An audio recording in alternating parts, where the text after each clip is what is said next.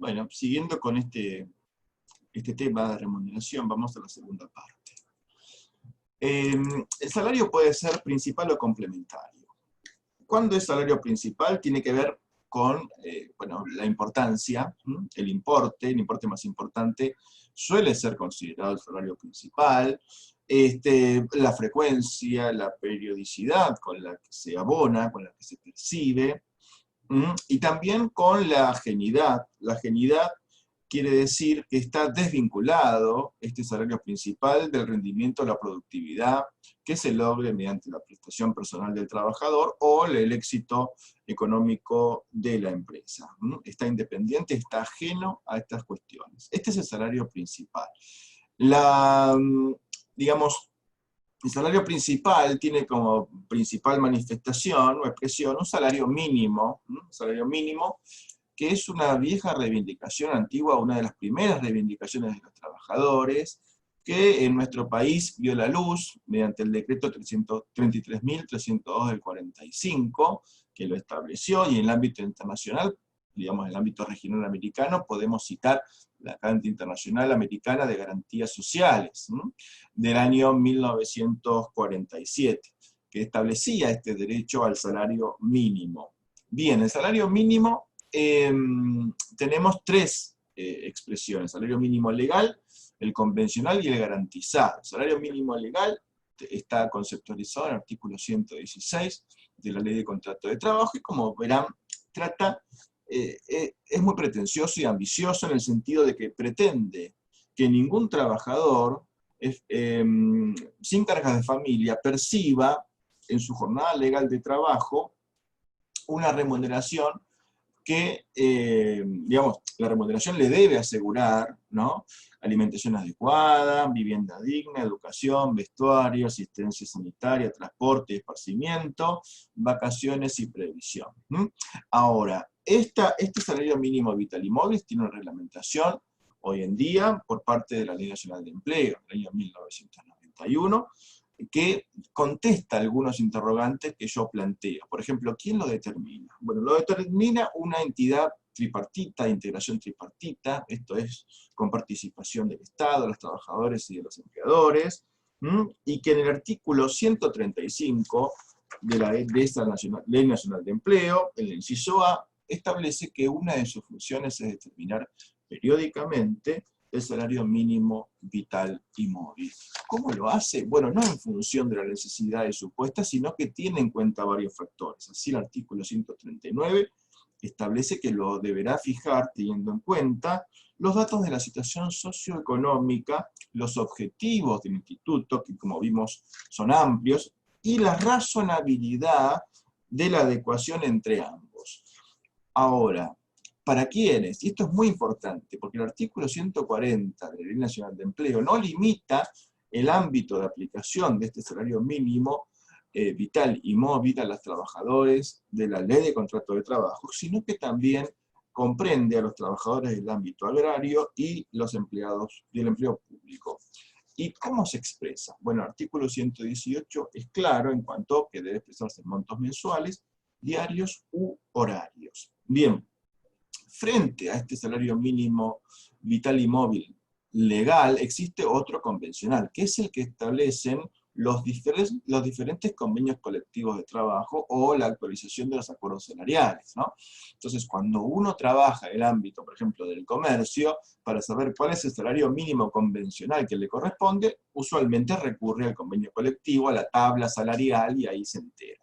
Luego está el garantizado, que tiene que ver con garantizarle al trabajador ciertas horas de trabajo mínimas, más allá de que no las realice, o de producción. Esto está en algunos convenios, como los que le estoy citando en el documento, el 308-75 para viajantes de comercio exclusivos, o la garantía horaria del convenio de la carne. También se puede fijar, por supuesto, por reglamento de empresa. Puede el empleador fijar salarios mínimos por producción, más allá de que se trabaje o no, en función de circunstancias que son, por supuesto, ajenas al trabajador.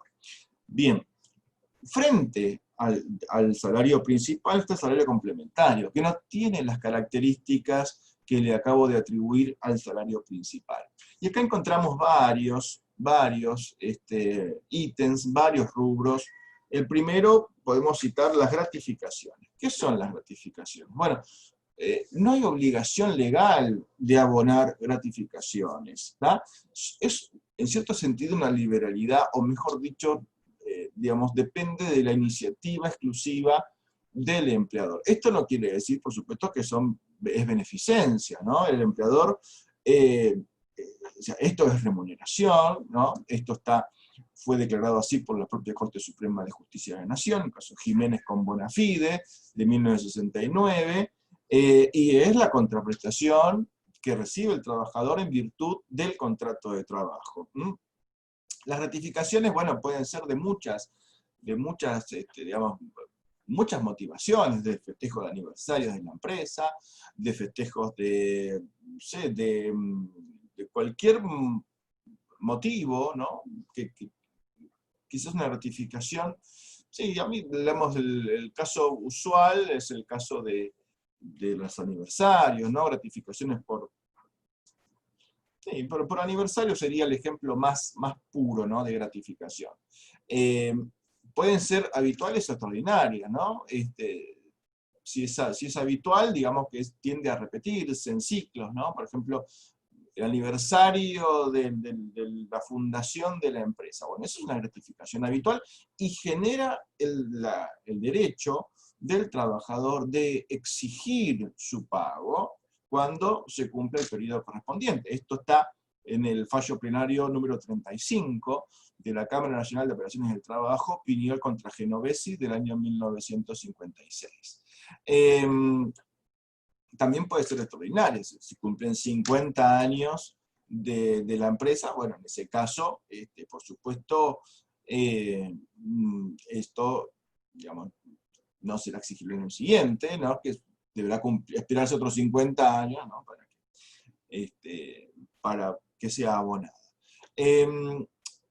Luego, las gratificaciones también están la gratificación por cese, que muchas veces encubre el pago de una indemnización disfrazada, pero bueno, a veces supongamos que puede existir, y de hecho existe, ¿no? No vamos a negarlo, que la empresa, cuando el trabajador renuncie o por mutuo acuerdo, le abone una gratificación en virtud del cese por las tareas desempeñadas, por la fidelidad, etcétera, etcétera. Y acá hay un fallo de la Corte, Gatarri contra Cometarza, del año 1988, que admitió que esta gratificación sirva para compensar otros créditos, ¿no? O créditos eventuales a los cuales el trabajador tendría derecho, tanto salariales como incluso para resarcir daños derivados de accidentes de trabajo o enfermedades profesionales.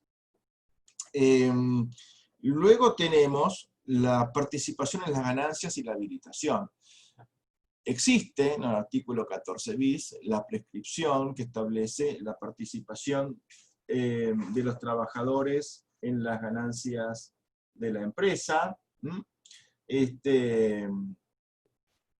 incluso con control de la producción y colaboración en la dirección. Esto también no es una vieja reivindicación de los trabajadores. Está en el artículo 11, ¿no? De esta Carta Internacional Americana de Garantías Sociales que les cité hace un ratito, del año 1947, es controversial y permanece controversial. Algunos dicen que es una cláusula programática, pero bueno, hay una cuestión política, por supuesto, detrás, ¿no? Y económica, ciertamente.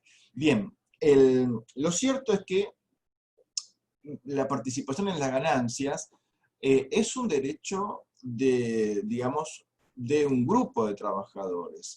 Por eso pongo acá la expresión colectivo, ¿no? Mientras que la habilitación es usualmente se da a trabajadores jerarquizados en la organización, y es una forma de habilitarle, de compartirle, hacerlo, entre comillas, socio del éxito de la empresa. Tiene que ver, por supuesto, en ambos casos no tiene que ver con el rendimiento o en el aporte personal, o en una digamos, celebración o estímulo a la mayor laboriosidad de los trabajadores, sino simplemente compartirlos, hacerlos partícipe del éxito de la empresa. Un éxito, ¿no?, que deberá ser sobre utilidades netas, es decir, sacando los costos, y donde existe también, porque esto, digamos, si bien tiene un inicio, ¿no?, el establecimiento no es obligatorio, por lo menos en la generalidad, porque sí existen convenios colectivos que establecen cláusulas de participación en las ganancias, existe también el poder del trabajador o sus representantes de verificar, ¿no?, de controlar que se esté liquidando correctamente.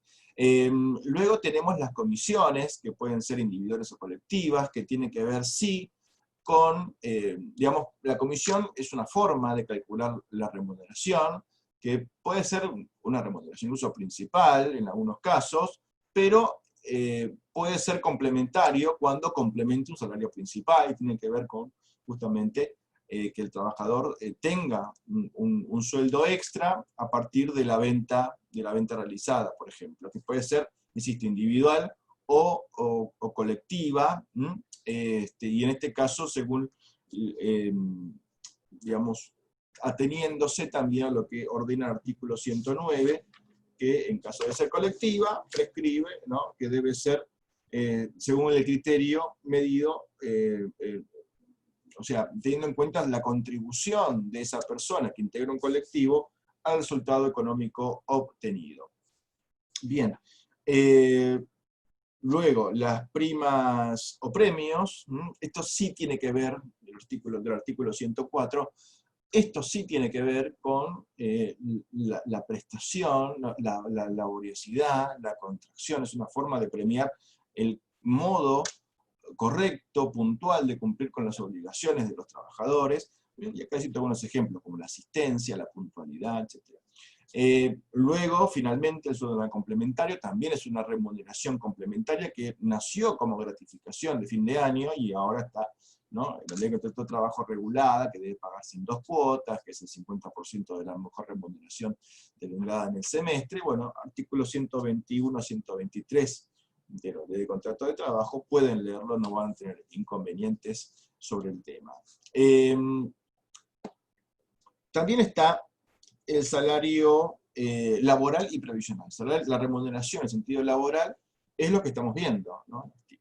Son los artículos 103, 105, y aquellas remuneraciones en sentido teórico que nos verifican el concepto legal de remuneración, todo lo que estamos viendo. El salario previsional, en cambio, está previsto en el artículo 6 y 7 de la ley 24.241, y que es la remuneración que se tiene en cuenta los efectos de calcular los aportes y contribuciones a la seguridad social.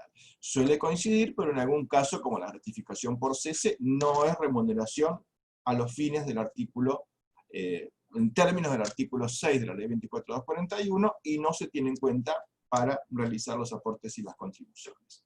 Bueno, en cuanto a las formas de abonar el salario, bueno, pueden ser en dinero, en efectivo, mediante cheque al orden del trabajador, el artículo 124.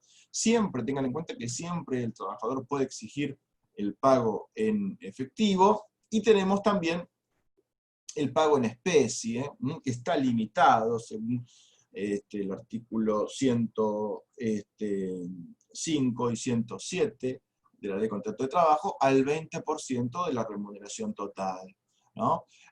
La remuneración en especie debe representarse en valores en dinero, los efectos justamente del cálculo de los aportes y contribuciones, porque es remuneración, ¿no? Y debe valorizarse adecuadamente en caso de licencia por enfermedad culpable. El trabajador que está imposibilitado de prestar el servicio debe también cobrar aquello que percibía en forma de remuneración en especie. Pero es remuneración y goza de los caracteres y de la tutela prevista para la remuneración en dinero. Y acá les doy algunos ejemplos de remuneración en especie, como pueden ser los alimentos, que según prescribe el artículo 77 de la Ley de Contrato de Trabajo, ¿no? Debe ser saludable, sana, la vivienda o habitación, ¿no?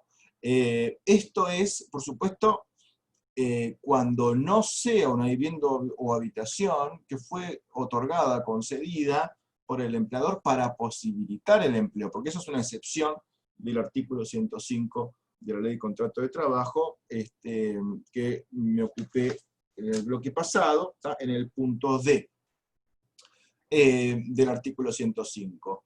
Y debe ser, por supuesto, adecuada con las exigencias de confort, artículo 77 de la Ley de Contrato de Trabajo. Luego está la ocasión de obtener ganancias, si está expresado en el artículo 105, que son las propinas, ¿no?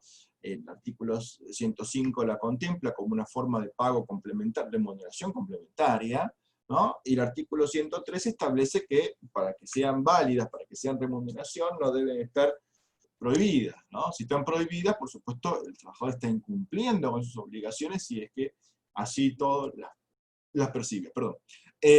Hay otros modos también de remuneración en especie que son más controversiales, y que suelen generar conflictos o integrar conflictos jurisdiccionales o en la jurisdicción, como puede ser el uso del automóvil, cuando el empleador le da al trabajador el uso del automóvil para realizar su trabajo, pero luego también el trabajador está habilitado, directa o indirectamente, para usarlo con su familia, o tenerlo para sí, o en la provisión de teléfono celular, cuando excede lo que es el uso profesional laboral estrictamente hablando, o cuando el empleador asume cargar con los gastos del auto, o con los gastos de la tarjeta corporativa, o le entrega combustible, digamos, eso es pago en especie, ¿no? No hay ninguna duda, porque si bien el empleador está obligado a resarcir de los gastos que el trabajador tenga en el desarrollo de la actividad, ¿no? Lo cierto es que cuando lo que se le da excede en la compensación de gastos, eso es remuneración. La problemática es, en todo caso, el valorizarlo adecuadamente, porque a veces es difícil discernir cuándo es remuneración de lo que es compensación de gastos. En cualquier caso, será un tema de hecho y prueba a tramitar en la justicia, ¿ah? Pero quiero que entiendan la centralidad del problema, porque, como dije en el bloque pasado, digamos, sistema normativo de relaciones de trabajo es remunerocéntrico. La remuneración es la base de cálculo, por ejemplo, de la indemnización por cese en supuesto de despido sin justa causa. Por lo tanto, cuando uno varía la base de cálculo, por supuesto varía el resultado. Tengan en cuenta, lo han visto, que el 245 de la Ley de Contrato de Trabajo prevé una indemnización igual a un mes de trabajo, o sea, la base de cálculo, por la cantidad de años de antigüedad o fracción mayor de 3 meses. Bueno, seguimos en el bloque siguiente. Muchas gracias.